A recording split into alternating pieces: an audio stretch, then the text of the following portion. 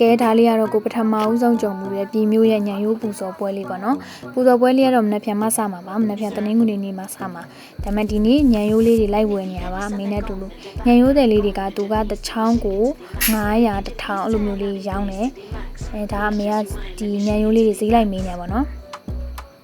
နောက်ဆုံးမှအမေပဲဆိုင်အောင်တွတ်တွေ့လဲဆိုတော့တစ်ချောင်းကို900ဆိုင်အောင်တွတ်တွေ့ပါတယ်3ချောင်း1000နဲ့ရခဲ့ပါတယ်ဒါတော့အမေညံရိုးလေးဝယ်နေပါနော်ညံရိုးလေးတွေကနေပေါ့ပေါ့လေးတခါမှတော့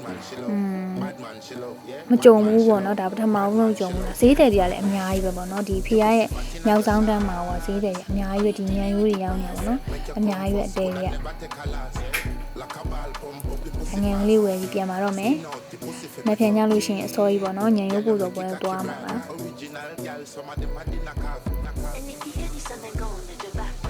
အများကြီးပဲပေါ့နော်ဒါဒီဖះရွှေစံတော်ဖះရဲ့မြောက်ဆောင်တန်းပေါ့နော်။မှားတာလေးပိုင်းနဲ့ခွတ်လို့ပါရှင်ဒါပထမဆုံးအတန်သွင်းခြင်းပါပဲ။